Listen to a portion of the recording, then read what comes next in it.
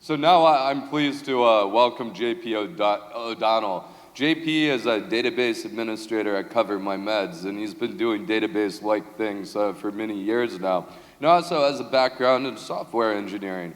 So his presentation here is really about how folks can work together and employ DevOps practices between databases and software engineering teams. So please join me in welcoming JP.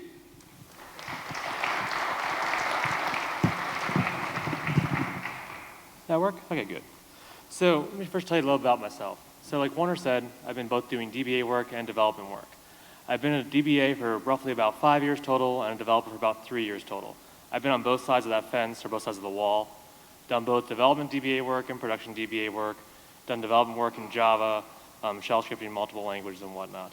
So I think throughout my career so far, I've seen a lot of different techniques and whatnot, what has and has not worked.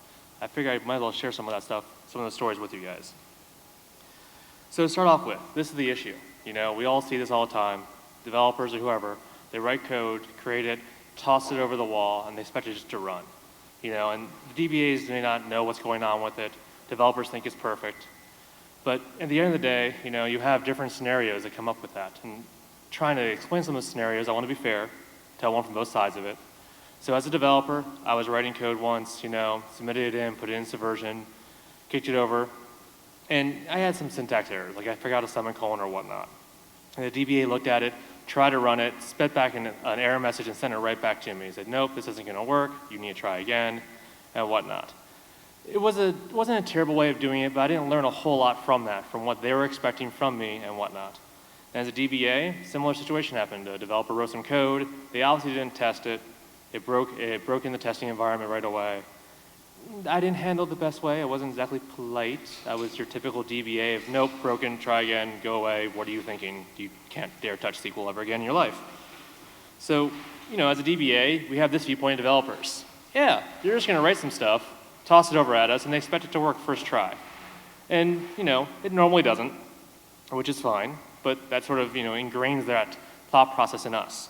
Whereas how developers view DBAs, they view us like that. They said, hey, you're just going to push a button all day long and not really help us out at all. But it's not really helpful. I've sort of come to realize in this. Stay. Okay.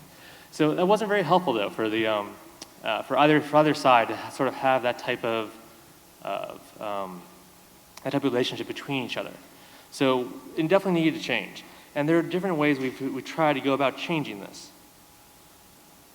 So one idea that was tried, where a previous job was at, was having two different DBA groups, both a prod group and a development group. So you thought, okay, this can maybe work.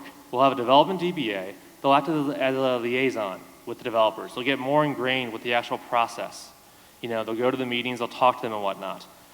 And then you have a production DBA group. They can focus more on just the production side of the database house, you know? They can worry about tuning the servers and deploying the code and testing and whatnot. And you thought it would work out really well, but it looks kind of familiar. You change the names, but it's still the same basic problem. So we had this going on, but the developer DBAs, they would get bogged down in meetings.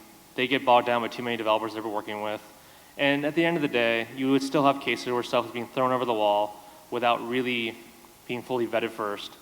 The prod DBAs, they would be even further away from the code base. So if you had a problem in the production, you know, if you don't understand the data itself, you can't troubleshoot the problem all that well, because you have to know what the data is supposed to do and what it's supposed to look like. And also with this scenario, the prod DBAs locked out the development DBAs from production because, well, they weren't working on the production servers, they don't need access. So the security guys in the room would appreciate devs not having access. DBAs don't appreciate it, but yeah. So we had that going on. So two different stories from that side, from that viewpoint. One worked out really well. As a developer DBA, we worked with the developers. We sat in on their meetings. We worked up from the get-go with their actual software deployment. You know, we saw where they were trying to do stuff with their code base, with the schema. We designed it out better to help them out. You know, it made it more efficient and whatnot. And it went fairly smooth all the way into production. But on the other side of it, though, there was some built-in trust between the prod DBAs and development DBAs. One where that did not work out well was basically a developer DBA. He claimed to test all the stuff. It wasn't, and actually ended up breaking production in the middle of the day because they did not fully vet it, not fully test it, and we just took the word for it that it should work correctly. So, and also with the developer DBAs, we got bogged down in a lot of meetings. And no one really likes meetings. If you wait, okay, I'll ask. Anyone like meetings? Raise your hand. Okay, you're all honest. That's good.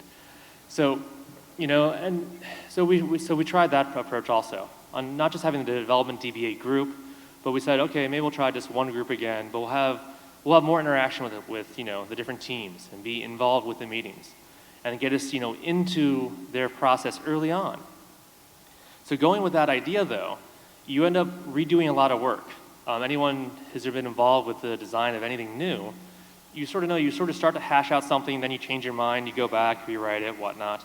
Well, when you do this over and over again, you basically, if you're just the people thinking about it, that's fine, and talking about it. But you're actually the one doing the work, you're having to redesign and redo your schema design over and over and over again, which is not the most helpful thing, because you're basically wasting a lot of time of both, you know, the developers, the DBAs, everyone in the meeting, and a lot of the meetings at least the ones I attended for the DBAs and the development group, the meeting was not always about just database stuff. So we spent a good, you know, half hour to an hour of those meetings doing nothing in there, but listening to what's been talked about, you know, their development process and the different code bases, but it wasn't beneficial for us or for them for us to be in that room.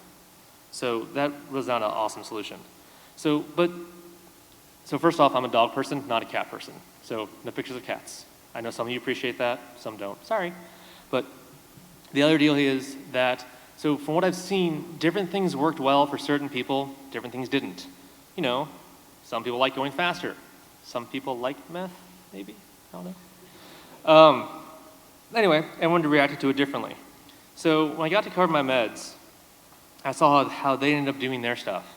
You know, and one thing they really try to focus on that I think worked really well is basically collaboration. And it's not just collaboration amongst the teams themselves, but inter-team collaboration. So the process that we have at Cover Meds, the stuff that I like about it that I've seen from other companies I've worked at, is it opens up a line of communication between both the developers and the DBAs. And I think this actually could work for any group.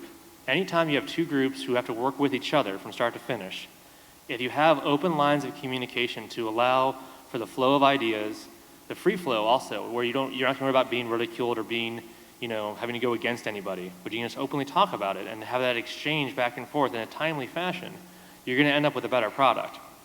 So one of the ways we do that with the collaboration, we use a simple code collaboration tool. In this case, it's just GitHub. All right, and we have different things on there. Basically, what happens is a developer, they have an idea to be able to make an enhancement or fix a bug or whatnot with their code. And they make a pull request, and they make individual pull requests, not just for the code base, but also for the database itself. Okay, this one has to be with Microsoft SQL, these have to be with that. And so they make this pull request, and they basically make a ticket for us to look at. The DBAs, we look at it, we give our feedback to them, we work with them on it. If we have questions, they get answered, you know. And some of that back and forth really helps out. I mean, it's nothing, you know, too detailed always. Sometimes it is, sometimes it's just a quick, yeah, this looks like it should make sense. Did you check for your foreign keys or whatnot? Other times, you know, we'll ask some of the harder questions like, okay, you have this in this table, but what do you have over here? And I guess to sort of make it more broad for the entire audience would be that it's trying to get them to understand and us to understand where they're coming from and what they're trying to achieve. You know, whether it be in code base, in SQL, or any type of workflow they have. If we can get an understanding from their viewpoint and they can see our viewpoint, then you can come together as a whole to make that better product. So back to what I was saying about how the overall flow though, is that they end up making these issues for us to look at. We go through it with them, and then we actually end up testing it with them in different environments. So we have multiple environments. We have test environment, a perf environment, a production environment, and they also have the development environment, and as well as integration. So we'll work through this with them, all right, and test it individually, and we'll basically deploy it out to where they want us to. They'll do the checks with it. We'll run our checks on it as well, and back and forth with them on it. You know, we'll push out the change, we'll roll it back, make changes to it as we go. We'll do some testing against it, and really have that communication with it, or with them on it. But one thing that really makes this easy for us to do all this work. Because it's nice to say, yeah, you can do all that, but then you have to come down to the time frame. Because making all these changes and going back and forth with all the different environments you have, I think we have like close to 17 or 18 different actual like servers to deploy stuff to, which anyone deploying things knows that takes time. So we have this awesome tool that actually was built in-house by another one of the DBAs there. It's called DB Deployer. If you're interested at all in database stuff, I highly recommend checking it out. You could probably adapt it to use other things, but that's a disclaimer there. But part of the experience with DB Deployer and with the different process I've gotten so far, some quick stories to share on that one would be one of the applications was already built in place when I got there, but they decided to do basically an overall rewrite of it. And they invited the DBAs into it early on in the process. In this case, since it was already a live application, we could take what we had learned and not have to worry about redoing work. Back when I mentioned the dev DBAs, they had that concern. Here we do not, simply because of the fact the application had already been somewhat vetted. So I basically worked with the developers. We spent, I don't know, about 5 hours overall building a schema from the ground up. And instead of making all these changes at once, that'd be some giant mess of stuff to put into production at once, we decided to roll it out slowly and do incrementals. Partially because as a DBA, I was worried about making that many changes at once. And it also wasn't fair for the developer for them to have to make all that code change at once too. So it was another case of where we could basically listen to each other and said, hey, what do you guys want from this? What do we want from it? What's going to work and what's not? So, that whole collaboration part about it was nice. Some other things that our process helps us sort of vet and get rid of quickly are small things like syntax errors or whatnot, If we see an error with it, we have the ability now to go in and change that code. In other places I've worked at before, there was a definite ownership of the code where a production DBA was not allowed to simply add on a semicolon or put a space or add a quote to any type of misspelling or missyntax. They didn't have that permission because there was the ownership of code. Because if something broke, then you had to be able to say, oh, you touched it last and whatnot. With this type of collaboration and this type of setup here, we don't have that to worry about. It's a much more open, much more friendly environment. Another example would be it's basically education of the developers and education of the DBAs. I sat with the developer and worked with them as they were doing changes and whatnot, and I got to see how they did their flow, and that really opened my eyes about when I ask them for something, what I'm truly asking them to do. If you ask someone to make a simple change, you're thinking, okay, you go open the file, you make your change, and you hit save, and that's it. In some cases it's true, but other cases their workflow is much more elaborate than that. There's a lot much more to do with that. So with that collaboration, with that friendliness you have between those two different groups, it really helps nurture it. But also a big part of that is the culture. So it's definitely different cultures impact how you guys work. As I'm sure you're all aware, anyone who worked more than one place. At previous places, the cultures were much more rigid, much more about blame, much more about saying, oh, you did this, you did that, this group does that, and whatnot. But one thing nice about here that I've learned and experienced is that the culture there is much more open, much more friendly, much more sharing. And it's more about a common goal than about individuality. So you all want to be at the same endpoint, and you're both willing to do what needs to get done to get there, but you don't want to do it in a way that sacrifices anybody else. You want to do what the common good is. You want to take the best approach, which is also hopefully make it the easy approach too.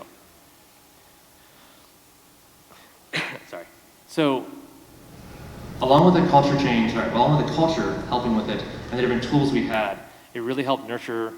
The process that was needed. That sort of took the best from all the previous processes I had seen and put it together to make something flow really well. So basically, one more thing I want to talk about real quick with some of the stats I've seen. At all places I've worked at before, when doing changes between production and development in different environments, there were times where it would take days to get something in.